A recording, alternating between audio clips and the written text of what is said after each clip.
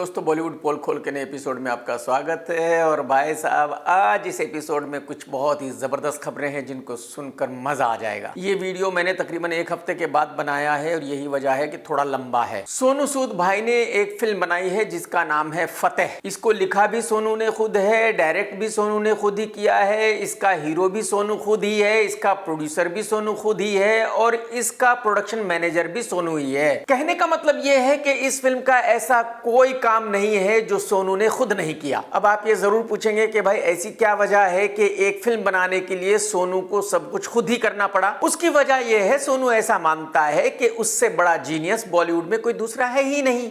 जो वो कर सकता है वो कोई दूसरा कर ही नहीं सकता।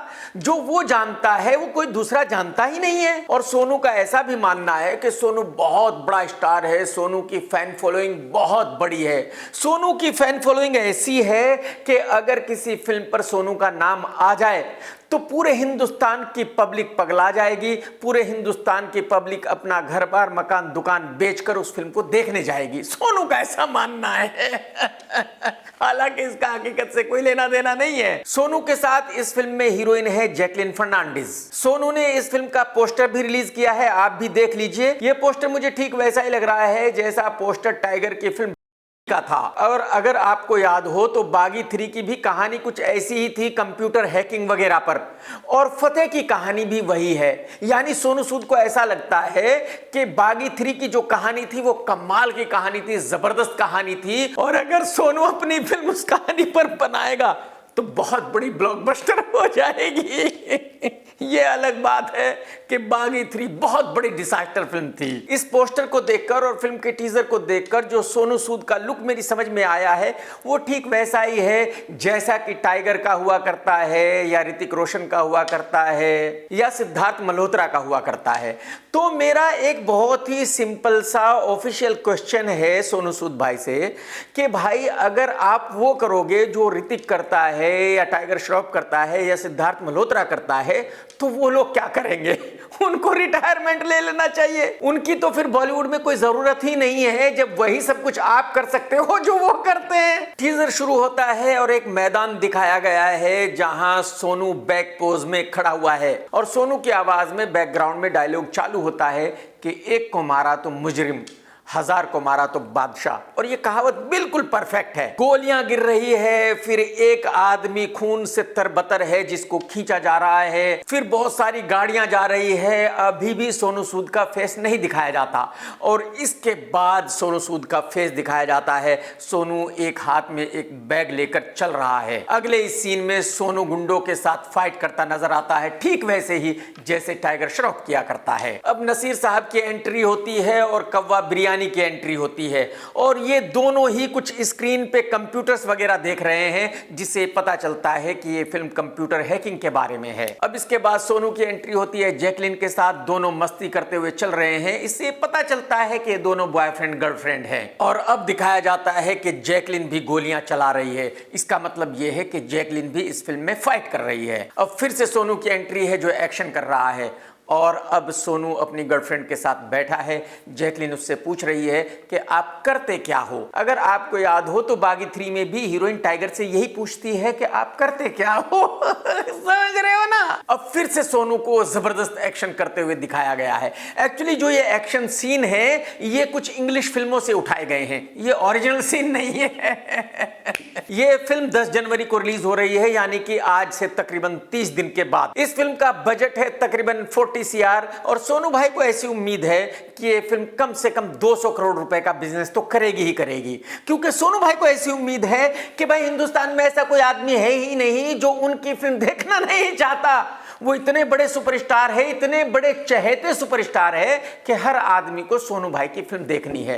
यह अलग बात है कि सोनू भाई के पड़ोसी भी इस फिल्म को देखने नहीं जाएंगे। यह अलग बात है कि सोनू भाई का ड्राइवर, नाई, हलवाई, कसाई भी इस फिल्म को देखने नहीं जाएगा। यह अलग बात है कि जो सोनू के घर में नौकर है वो भी इस फिल्म को देखना नहीं चाहेंगे। सोनू भाई अपने दोस्त हैं, ऊपर वाला करे कि उनका अच्छा हो, ऊपर वाला करे कि उनकी फिल्म बहुत बड़ी हिट हो जाए, जो मैं कह रहा हूं वो गलत हो जाए। लेकिन मेरा पर्सनली ऐसा मानना है कि क्योंकि सोनू भाई ने ही इस फिल्म में सब कुछ किया है, तो मुझे लगता है सोनू भाई ही इस फिल्म के दर्शक होंगे, कोई और तो इस फिल्म को देखने वाला नहीं है। बूढ़े शेर सन्नी देओल की भी एक फिल्म रिलीज होने वाली है जिसका नाम है जाट।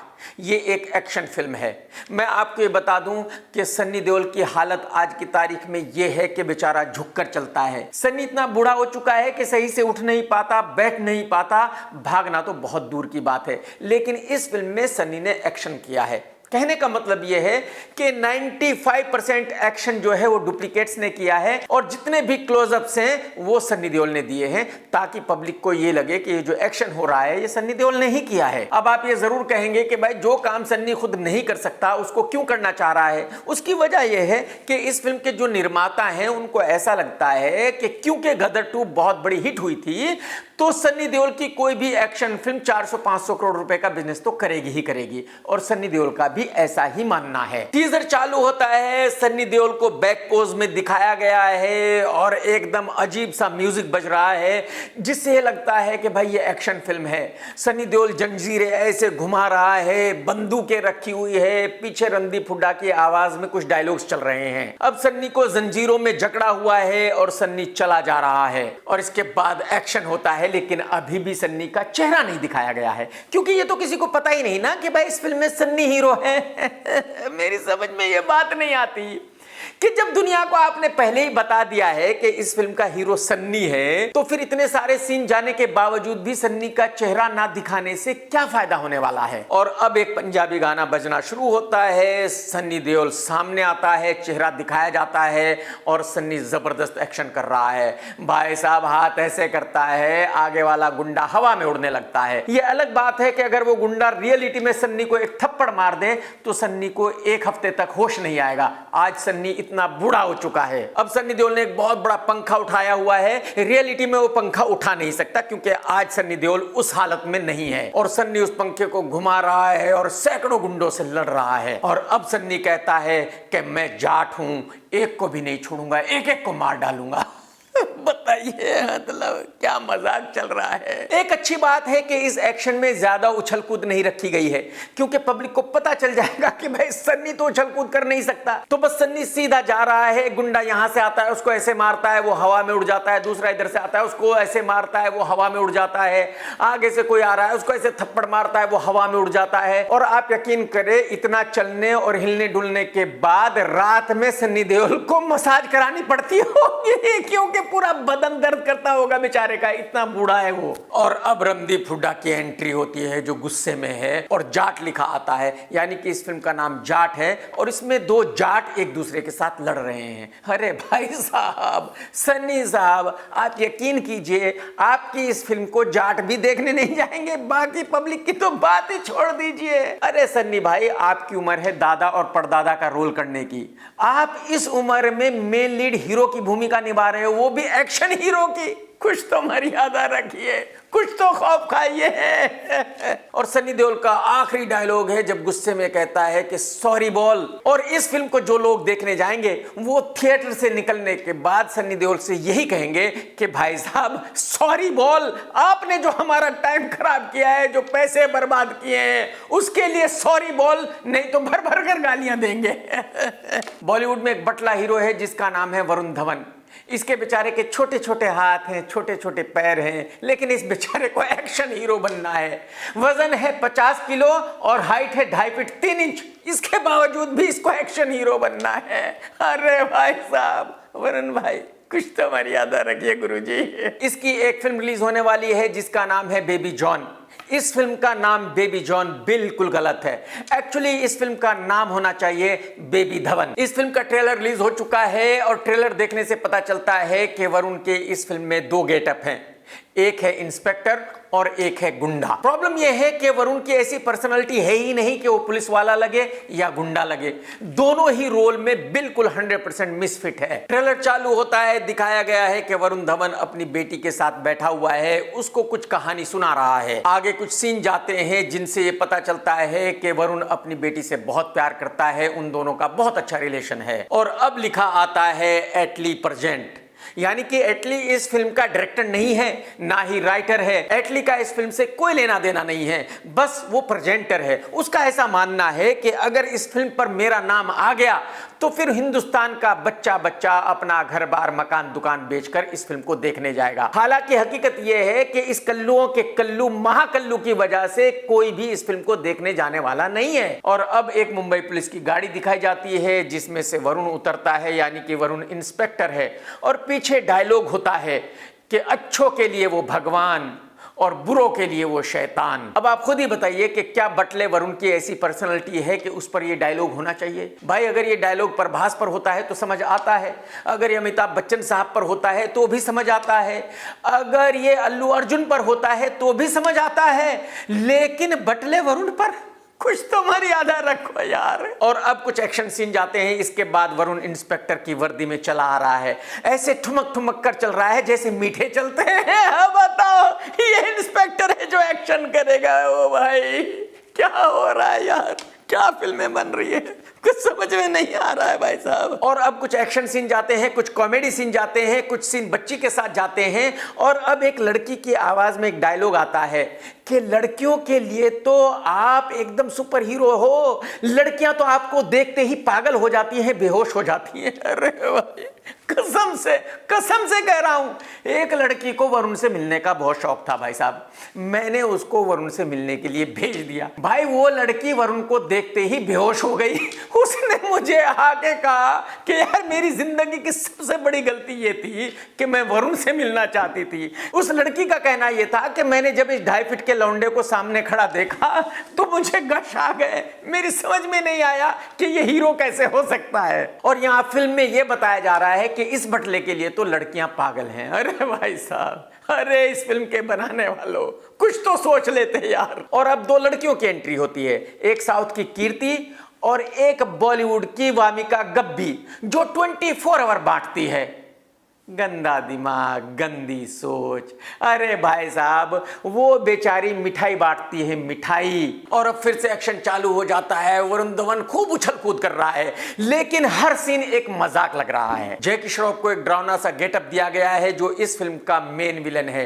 और जो इस फिल्म के बनाने वाले हैं उनको ऐसा लगता है कि भाई जैकी श्रॉफ इतना बड़ा विलन है, इतना बड़ा विलन है कि अगर हम उसको एक डरावने से लुक में दिखाएंगे तो भाई साहब फिल्म सुपरहिट हो जाएगी। बताओ। अब इस फिल्म की कहानी पर आ जाती है और बताया जाता है कि हिंदुस्तान में रोजाना कितने रेप होते हैं। अब राजपाल यादव की भी एंट्री होती है जो शायद हवलदार है, और वो भी वरुण के बारे में रो रहा है क्योंकि वरुण की हालत बहुत ज्यादा खराब है। और फिर इसके आगे एक्शन ही एक्शन, एक्शन ही एक्शन। अब जैकी श्रॉफ कहता है कि लाखों में एक बार ऐसा होता है जब कोई एक आदमी मरने से इनकार कर देता है, और बस वही वरुण धवन कर रहा है, क्योंकि वरुण धवन 7 फीट का लौंडा है भाई। वरुण धवन कैसे मर सकता है? अरे भाई साहब अगर कोई भला सा आदमी एक चमाट मार दे तो वरुण धवन तकरीबन 10 चक्कर खा के जमीन पर गिरेगा। वो मरने से मना कैसे कर सकता है यार, क्या कर रहे हो भाई? और अब फिर से बटला वरुण खड़ा होता है और एक्शन करना शुरू करता है भाई साहब। हवा में यहां उछल रहा है, यहां उछल रहा है, इसको मार रहा है, यहां डांस कर रहा है, यहां गोलियां चला रहा है, मतलब खतरनाक। कल्लुओं के कल्लू एटली लुखे को ऐसा लगता है कि वरुण धवन से बड़ा सुपरस्टार बॉलीवुड में कोई दूसरा है ही नहीं। पब्लिक अपने घरों में बैठकर रो रही है। पब्लिक का यह कहना है कि अगर वो वरुण धवन की फिल्म नहीं देखेंगे तो उनकी जिंदगी बेकार हो गई, बर्बाद हो गई, उनको जीना ही नहीं है। बताओ। और भाई साहब अब वरुण शर्ट निकाल देता है और कहता है कि गुंडो आ जाओ, अब मेरी बेटी को छू कर दिखाओ। और फिर से जबरदस्त एक्शन चालू हो जाता है।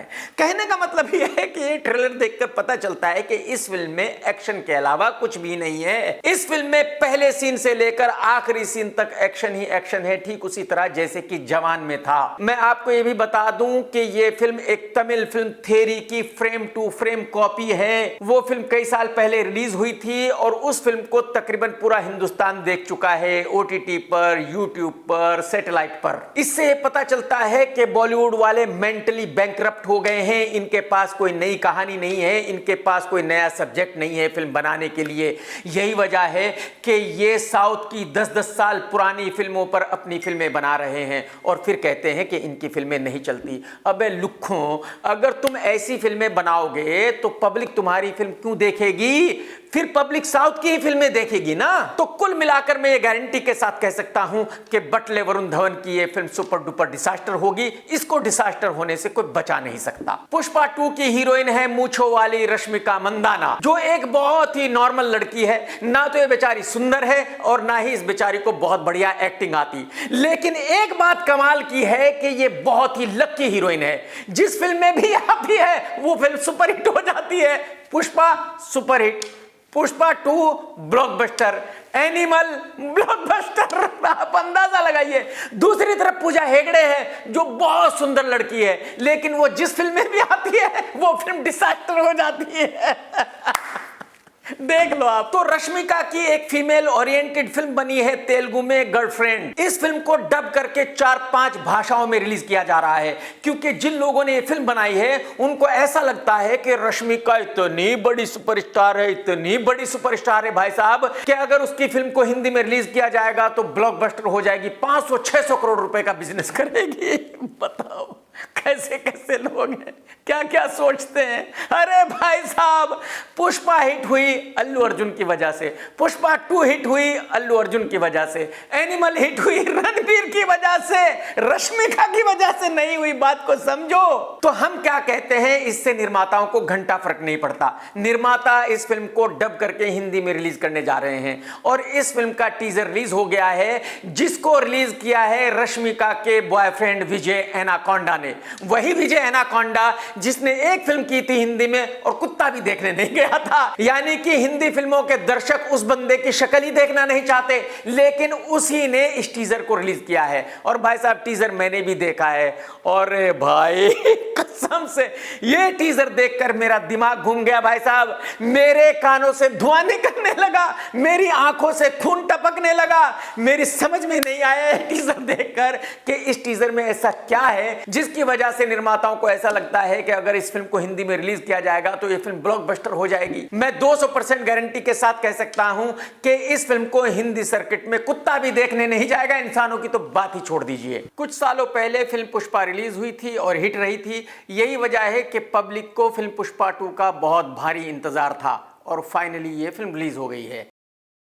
वैसे तो इस फिल्म की कहानी को बताया नहीं जा सकता क्योंकि ये फिल्म कहानी से बहुत ऊपर है, लेकिन फिर भी 2-4 सीन में मैं आपको इस फिल्म की कहानी बताता हूं। पुष्पा 2 की कहानी शुरू होती है जापान के बंदरगाह पर, जहां पुष्पा एक कंटेनर में बैठकर पहुंच जाता है और उसकी वजह यह है कि जिस किसी को वहां उसने चंदन सप्लाई किया था उसने पैसे नहीं दिए हैं। इस पहले ही सीन में इतना जबरदस्त एक्शन है कि दर्शकों की आंखें फटी की फटी रह जाएंगी इस एक्शन को देखकर। और इस पहले सीन के एक्शन को देखकर यह भी पता चल जाता है कि बाकी एक्शन फिल्मों में और पुष्पा 2 में क्या डिफरेंस है। अब कहानी इंडिया में आ जाती है, जहां सभी चंदन तस्करों ने एक सिंडिकेट बनाया है और उस सिंडिकेट का बॉस है पुष्पा। यही वजह है कि पुष्पा बहुत फेमस है, यहां तक कि बड़े बड़े नेता भी उसको जानते हैं। पुष्पा एक दिन सीएम से मिलने जाता है और पुष्पा की पत्नी रश्मिका उससे यह कह देती है कि सीएम के साथ एक फोटो निकाल कर लेके आना। मैं आप दोनों का वो फोटो अपने घर में लगाऊंगी और अपने पड़ोसियों को बताऊंगी कि देखो मेरा हस्बैंड कितना फेमस है। बड़े बड़े लोगों के साथ उसका उठना बैठना है। जब पुष्पा सीएम के साथ फोटो निकालने लगता है तो सीएम मना कर देता है और कहता है कि तू एक गुंडा है, अगर तेरे साथ मेरा फोटो कहीं अखबार में छप गया तो मेरा तो कैरियर खत्म हो जाएगा। और पुष्पा इस बात से इतना नाराज हो जाता है कि वो सीएम ही बदल देता है। जो नेता उसका दोस्त होता है उसको सीएम बनवा देता है। अब एंट्री होती है पुलिस वाले चूजे की, जिसका नाम है फहद फासिल। मैं इसको चूजा इसलिए कह रहा हूं कि इसकी हाइट है तकरीबन 1.5 फीट और वजन है तकरीबन 25 किलो। और ये पुलिस वाला पुष्पा से नफरत करता है। यही वजह है कि ये पुष्पा को चंदन की तस्करी करने से रोकने की कोशिश करता है। पुष्पा को चंदन मालदीव्स भेजना है और इस चूजे ने उसको रोकना है। इस चूजे पुलिस वाले की पर्सनालिटी ऐसी है कि अगर पुष्पा फूंक मार दे तो ये उड़ जाए, लेकिन इस भाई को उसको रोकना है। तो जाहिर सी बात है ये बिल्कुल क्लियर हो जाता है कि इसकी औकात नहीं कि पुष्पा को रोक सके। अगर फहद फासिल की जगह कोई तगड़ा पुलिस वाला दिखाया गया होता जैसे कि सोनू सूद, तो फिल्म में मजा आ जाता। ये चूजा इस फिल्म के जितने भी दृश्यों में है उसमें से 90% को डिलीट किया जाना चाहिए, सिर्फ 10% रखने चाहिए, क्योंकि वो 90% दृश्य बहुत ही बेतुके लगते हैं और बहुत ही बोरिंग भी है। लेकिन सुकुमार डायरेक्टर ने बहुत अच्छी बात की कि ये चूजा कहीं भी पुष्पा के साथ हाथापाई नहीं करता। किसी एक सीन में भी ये पुष्पा के साथ लड़ते हुए नहीं दिखाया गया। अगर कहीं इसको पुष्पा के साथ लड़ते हुए दिखा दिया जाता तो ब्लंडर हो जाता। मुझे फिल्म देखने से पहले यह उम्मीद थी कि यह एक मसाला फिल्म होगी, लेकिन ऐसा बिल्कुल नहीं है। इसका स्क्रीन प्ले बहुत ही बढ़िया है और यह स्क्रीन प्ले शो को पूरी फिल्म में यह एहसास कराता रहेगा कि इस फिल्म में एक कहानी है और उस कहानी पर इस फिल्म को बनाया गया है। ये कोई मसाला फिल्म नहीं है, ये कोई एक ऐसी फिल्म नहीं है जिसके ना सर है ना पैर है और कभी भी एक्शन शुरू हो जाता है। अभी ट्रेलर देखने के बाद आपको ऐसा लग रहा होगा कि शायद इस फिल्म में बहुत ज्यादा एक्शन होगा, लेकिन ऐसा बिल्कुल नहीं है। इस फिल्म में 3 या 4 ही सीक्वेंस है जहां एक्शन दिखाया गया है, बाकी फिल्म में कहानी को कहा गया है।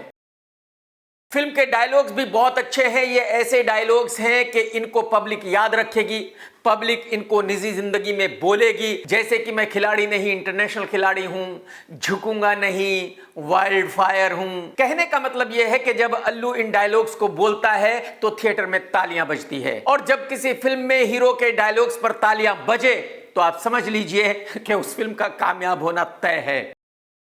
जैसे कि मैं बता चुका हूं कि इस फिल्म में 3 या 4 ही दृश्य हैं जिनमें एक्शन दिखाया गया है, लेकिन यह एक्शन बहुत ही कमाल का एक्शन है। इस एक्शन को देखकर तबीयत खुश हो जाती है। एक्शन मास्टर ने बहुत ही जबरदस्त काम किया है और फिर उस एक्शन को 4 चांद लगाए हैं अल्लू अर्जुन के स्टाइल ने। तो मैं इस फिल्म के एक्शन डायरेक्टर को दूंगा 4.5 स्टार, क्योंकि इसका काम जबरदस्त है। यहां एडिटर की बात करना भी जरूरी है।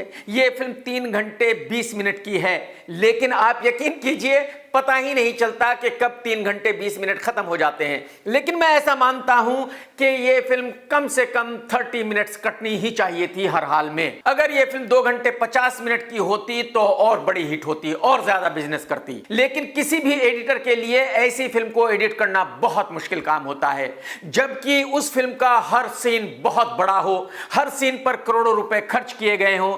तो अगर एडिटर एक सीन को काट कर फेंकेगा तो डायरेक्टर उससे पूछ सकता है कि भाई साहब अपनी पूरी जिंदगी में ये एक सीन शूट करके बता देना जिसको आप काट कर फेंक रहे हो। तो एडिटर बेचारा क्या कहेगा।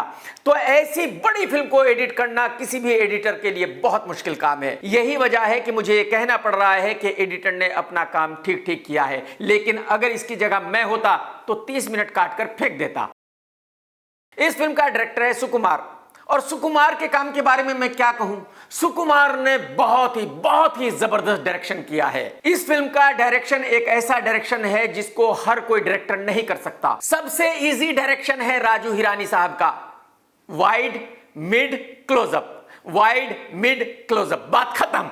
उनकी फिल्म में सिर्फ इमोशन होता है, लोग उनकी फिल्म इमोशन के लिए देखने जाते हैं। लेकिन सुकुमार का जो डायरेक्शन है इस फिल्म में वो नॉर्मल नहीं है, वो बिल्कुल अलग तरह का डायरेक्शन है। सुकुमार ने अपना एक यूनिवर्स क्रिएट किया है जो रियलिटी से बहुत दूर है, लेकिन जो फिल्म को देखने वाले हैं जब वो उस यूनिवर्स में चले जाते हैं तो उनको लगता है कि जो हो रहा है वो बिल्कुल सही है, और फिल्म के देखने वाले हर सीन को इस तरह से एंजॉय करते हैं जैसे कि वो रियलिटी में हो रहा है। हर सीन पर तालियां बजाते हैं, सीटियां बजाते हैं। इस फिल्म के हर सीन पर डायरेक्टर सुकुमार की स्टैंप है। अगर वो सीन सुकुमार नहीं करता, कोई और डायरेक्टर करता तो वैसा नहीं हो सकता था। सुकुमार ने एक ऐसा यूनिवर्स क्रिएट किया है, एक ऐसा डायरेक्शन किया है जिसमें हर सेकंड की वैल्यू है। अगर अल्लू अर्जुन ऐसे करता है तो भी पब्लिक देखती रह जाती है।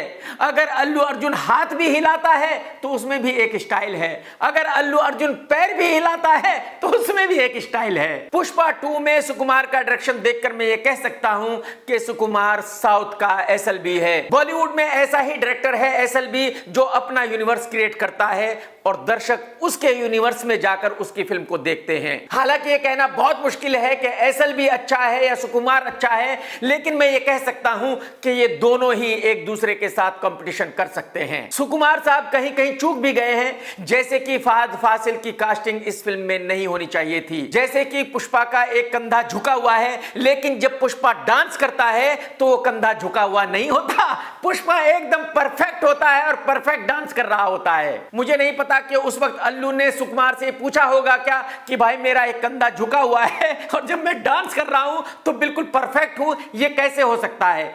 ऐसा भी हो सकता है कि सुकुमार ने यह सोचा हो कि जब डांस हो रहा है तो इतना बेहतरीन डांस हो रहा है कि पब्लिक को यह याद ही नहीं रहेगा कि पुष्पा का एक कंधा झुका हुआ है। और मेरे हिसाब से जो सुकुमार ने उस वक्त सोचा होगा शायद वो बिल्कुल सही है। जब भी अल्लू और हीरोइन डांस कर रहे हैं तब वो डांस इतना बढ़िया हो रहा है, इतना जबरदस्त हो रहा है कि जो दर्शक हैं वो सिर्फ डांस देखते हैं, उनको ये याद ही नहीं रहता कि अल्लू का एक कंधा झुका हुआ है। तो इस फिल्म के हर सीन पर सुकुमार की छाप है, वो भले ही एक्शन सीन हो या इमोशनल सीन हो। सुकुमार ने फिल्म को बहुत बड़े स्केल पर शूट किया है, हर सीन अपने आप में एक फिल्म है। सुकुमार का डायरेक्शन तो अच्छा है ही, फिल्म तो बढ़िया बनाई ही है, लेकिन सुकुमार ने इस फिल्म को ऐसी जगह छोड़ा है कि पुष्पा 3 कल ही शुरू कर सकता है। तो सुकुमार के जबरदस्त और बेहतरीन डायरेक्शन को मैं देता हूं 4.5 स्टार। अगर एक्टिंग की बात करूं तो ओ माय गॉड, क्या बोलूं और क्या कहूं। अल्लू अर्जुन ने एक ऐसी एक्टिंग की है जिसको बयान करना भी बहुत ज्यादा मुश्किल है। जब मैं अल्लू अर्जुन को कहीं चलते हुए देखता हूं या इवेंट में आते हुए देखता हूं या बात करते हुए देखता हूं तो मैं अपने सपने में भी नहीं सोच सकता कि ये अल्लू अर्जुन ऐसी एक्टिंग भी कर सकता है जो इसने पुष्पा 2 में की है। अल्लू ने इस फिल्म के हर सीन में इतनी जबरदस्त एक्टिंग की है कि वो सीन कुछ से कुछ बन गया है। अगर कोई और एक्टर होता तो शायद वो सीन बिल्कुल अलग होता, लेकिन क्योंकि अल्लू अर्जुन की एक्टिंग ऐसी गजब की है, ऐसी कमाल की है कि वो सीन अलग ही हो गया है। अल्लू अर्जुन जहां डांस कर रहा है वहां दर्शकों की नजर अल्लू से हटेगी ही नहीं। अल्लू जहां एक्शन कर रहा है उस एक्शन को देखकर भी दर्शक भौंचक के रह जाएंगे। एक्शन डायरेक्टर का तो कमाल है ही कि उसने इतना बढ़िया एक्शन शूट किया है, लेकिन उसको अल्लू ने इतने बेहतरीन तरीके से किया है, यह भी अपने आप में एक कला है। पूरी फिल्म के एक्शन में यह कहीं पता नहीं चलता कि किसी डुप्लीकेट ने इस सीन को किया है, जबकि बुढ़ऊ की हर फिल्म के एक्शन में साफ दिखता है कि बुढ़ऊ नहीं कर रहा है, डुप्लीकेट कर रहा है। मैं मानता हूं कि सुकुमार ने अल्लू से बहुत बढ़िया एक्टिंग कराई है, लेकिन अगर अल्लू बढ़िया एक्टर ना होता तो ऐसी एक्टिंग कभी कर ना पाता। सुकुमार किसी भी दूसरे एक्टर से ये एक्टिंग करा ही नहीं सकता। मैं आपको ये बता दूं कि बॉलीवुड में ऐसा कोई भी एक्टर नहीं है जो अल्लू अर्जुन की ये एक्टिंग कर सके। बॉलीवुड में सिर्फ और सिर्फ एक रणबीर कपूर ही है जो अल्लू अर्जुन को टक्कर दे सकता है, अल्लू अर्जुन जैसी एक्टिंग शायद कर सकता है। कहने का मतलब यह है कि इस फिल्म के हर सीन में अल्लू ने जबरदस्त एक्टिंग की है। हर सीन चिल्ला चिल्ला कर कहता है कि अल्लू एक कमाल का एक्टर है, अल्लू हिंदुस्तान का असली सुपरस्टार है। अल्लू ने इतनी जबरदस्त एक्टिंग की है कि मैं उसकी एक्टिंग को 5 में से 5 स्टार देता हूं। मतलब गारंटी के साथ कह सकता हूं कि बुढ़ऊ अल्लू की एक्टिंग का 1% भी नहीं कर सकता। रश्मिका ना तो बहुत अच्छी एक्ट्रेस है और ना ही वो सुंदर है, लेकिन सुकुमार ने फिर भी उससे अच्छा काम कराया है, तो ये कहा जा सकता है कि रश्मिका की एक्टिंग ठीक ठीक है। चूजे फहद फासिल ने बहुत ही ज्यादा ओवर एक्टिंग की है। हर एक सीन में ओवर एक्टिंग के रिकॉर्ड तोड़े हैं। हर एक सीन में यहां से कूद के वहां बैठना, वहां से कूद के यहां बैठना, इसके अलावा इस बंदे को और कुछ नहीं आता। मेरी समझ में नहीं आता कि इसको किसने एक्टर बनाया है, किन लोगों ने इसको एक्टर मान लिया है, कौन लोग इसकी फिल्में देखते हैं। इस चूजे की एक्टिंग बहुत ही खराब है और ये फिल्म के लिए माइनस है। बाकी सभी एक्टरों ने अपने छोटे छोटे रोल अच्छे से निभाए हैं। जब इस फिल्म के गाने रिलीज हुए थे तो उनको देखकर ऐसा लग रहा था कि शायद म्यूजिक बढ़िया नहीं है, लेकिन जब इन गानों को मैंने थिएटर में देखा तो देखकर मजा आ गया। हालांकि गाने बहुत बढ़िया नहीं है, लेकिन फिल्म में ये गाने बोर नहीं करते, फिल्म में ये गाने लायबिलिटी नहीं लगते। थिएटर में इन गानों को देखने और सुनने में मजा आता है क्योंकि अल्लू और हीरोइन ने बहुत बढ़िया डांस किया है। ये एक ऐसी फिल्म है जिसको बहुत बड़े स्केल पर शूट किया गया है, जिसका हर सीन अपने आप में एक फिल्म है। ये एक ऐसी फिल्म है जिसमें कहानी भी है, डायलॉग्स भी है, बढ़िया एक्टिंग भी है, म्यूजिक भी है, एंटरटेनमेंट भी है, कमाल का इमोशन भी है और फिल्म के हर सीन को बेहतरीन बनाने के लिए एक बेहतरीन बैकग्राउंड म्यूजिक भी है। तो अगर आप एक स्टाइलिश फिल्म देखना चाहते हैं, एक एंटरटेनिंग फिल्म देखना चाहते हैं तो आप इस फिल्म को जरूर देखिए। इस फिल्म में वो सब कुछ है जो दर्शकों को थिएटर में बैठकर देखने में मजा आता है। तो मैं इस फिल्म को देता हूं 4 स्टार और मेरी बिजनेस रेटिंग रहेगी अनलिमिटेड, क्योंकि ये फिल्म कितने का बिजनेस करेगी कहना बहुत मुश्किल है। ये फिल्म कुछ भी बिजनेस कर सकती है। ये फिल्म 1000 करोड़ रुपए का बिजनेस भी कर सकती है भाई साहब। दोस्तों, अगर आपने आज का वीडियो देखा है तो लाइक करना बिल्कुल मत भूलना, कमेंट्स करके जरूर बताना कि आज का वीडियो आपको कैसा लगा। टेक केयर दोस्तों, tata bye bye, love you, Jai Hind, सत्यमेव जयते।